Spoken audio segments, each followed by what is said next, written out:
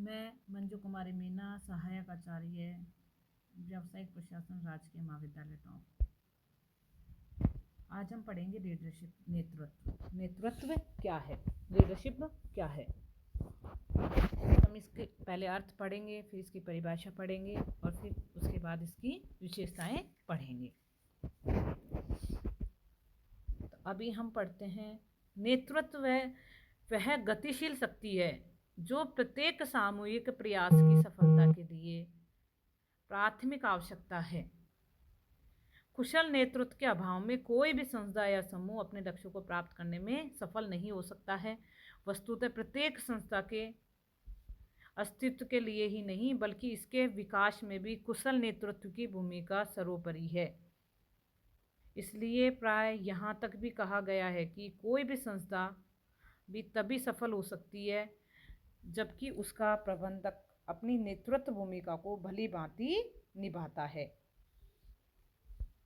नेतृत्व की परिभाषा भी भिन्न भिन्न दृष्टिकोणों से की गई है।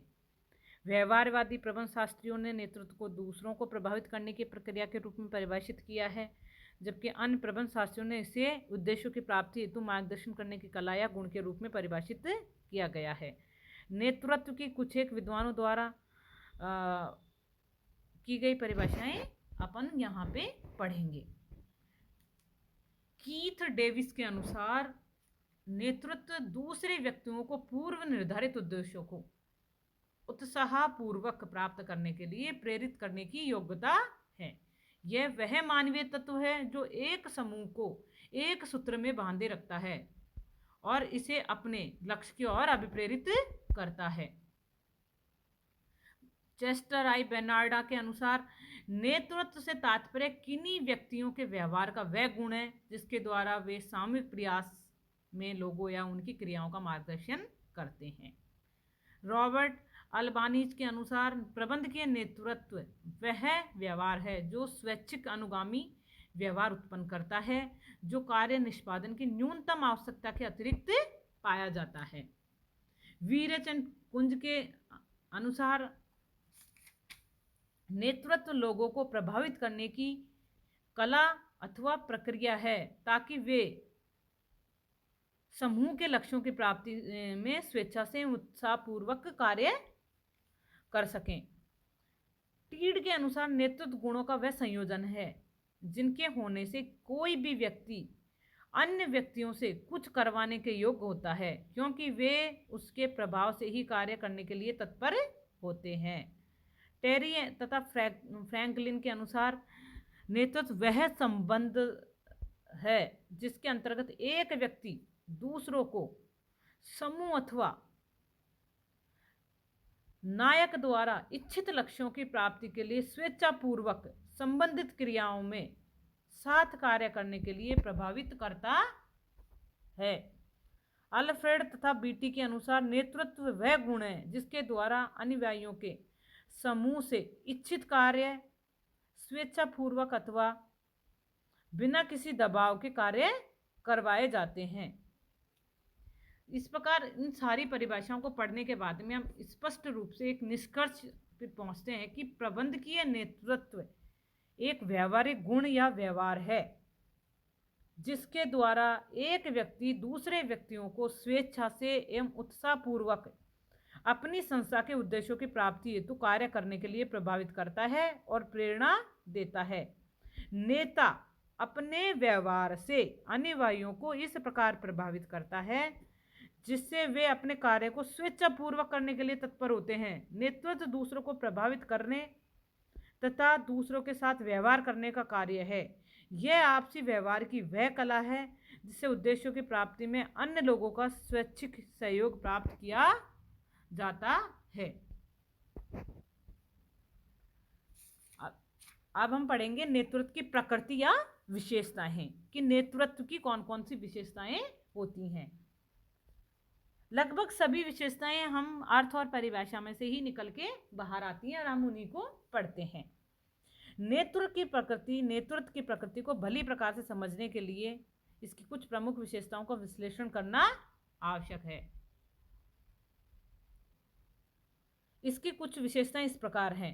व्यक्तिगत गुण, नेतृत्व की प्रथम विशेषता यह है कि यह एक व्यक्तिगत गुण है। यह एक व्यक्तिगत गुण है। यह नायक का भौतिक गुण नहीं है, बल्कि यह व्यवहारिक गुण है जिससे वह दूसरे व्यक्तियों को प्रभावित करता है अथवा उसका मार्गदर्शन करता है। बेनार्ड चेस्टर आई बेनार्ड ने भी इसीलिए लिखा है कि नेतृत्व किसी व्यक्ति के व्यवहार का वह गुण है जिसके द्वारा वह अन्य लोगों का मार्गदर्शन करता है। कुंच तथा ऑर्डनॉल ने भी इसे लोगों को प्रभावित करने की योग्यता ही कहा है। नेतृत्व कार्य करने पर निर्भर है। अगली विशेषता है कि नेतृत्व कार्य करने पर निर्भर है। नेतृत्व एक गुण है, किंतु जब तक इस गुण को उपयोग में नहीं लिया जाता है तब तक नेतृत्व के इस गुण का कोई लाभ नहीं होता है। कीथ डेविस ने भी लिखा है कि नेतृत्व क्षमता रखना नेतृत्व नहीं है, बल्कि नेतृत्व का कार्य करना नेतृत्व है। नेतृत्व क्षमता विकसित एवं प्राप्त की जा सकती है। कुछ भ्रांतियां ऐसी भी हैं कि नायक पैदा होते हैं, बनाए नहीं जाते। कहने का मतलब नेता जन्मजात होते हैं, उनको बनाए नहीं जाते हैं।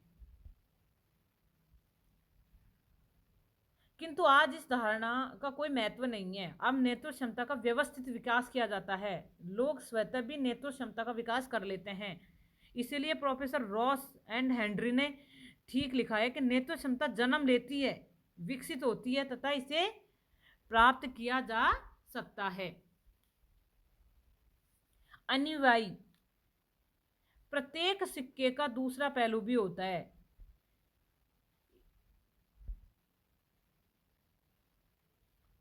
इसी प्रकार नेतृत्व का दूसरा पहलू उसके अनुयायी हैं। अनुयायियों के बिना नेतृत्व नहीं किया जा सकता। अतः नेतृत्व के लिए अनुयायियों का समूह आवश्यक होना चाहिए। आपसी संबंधों पर आधारित नेतृत्व आपसी संबंधों की स्थिति में ही जन्म लेता है तथा विकसित होता है। ये आपसी संबंध अनुयायियों का तथा नायक के बीच तथा अनुयायियों एवं अनुयायियों के बीच में होना आवश्यक है। प्रभावित करने या मार्गदर्शन करने की कला। नेतृत्व अन्य लोगों को प्रभावित करने या मार्गदर्शन करने की कला है। नायक इस कला के द्वारा अपने अनुयायियों या अधीनस्थों को इस प्रकार प्रभावित करता है या उनका मार्गदर्शन करता है कि वे स्वेच्छा से नायक की इच्छाओं के अनुरूप कार्य करने के लिए तत्पर हो जाते हैं। इस प्रकार नायक वह नहीं है जो कर्मचारियों को अपनी इच्छा थोपता है तथा अपनी इच्छा के अनुसार कार्य करवाने के लिए बाध्य करता है। वास्तव में नायक सदैव दूसरों को स्वेच्छा एवं उत्साहपूर्वक संगठन के लक्ष्यों को प्राप्त करने के लिए अपने व्यवहार से प्रभावित करता है। सामूहिक हितों या हितों की एकता। नेतृत्व की यह एक विशेषता होती है कि इसके उद्देश्य में संगठन, नायक तथा अनुयायी तीनों ही एक ही हित निहित है। कुशल नेतृत्व तीनों के ही हितों की पूर्ति के लिए प्रयास करता है। टेरी ने ठीक ही कहा है कि नेतृत्व पारस्परिक हितों, लक्ष्यों की पूर्ति हेतु लोगों को स्वैच्छिक प्रयास करने की प्रेरणा देता है।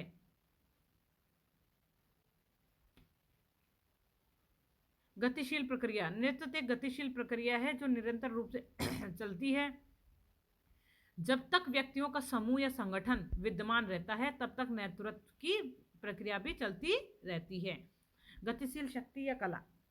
नेतृत्व एक गतिशील शक्ति या कला है जो समय एवं परिस्थिति के अनुरूप उपयोग में लाई जाती है।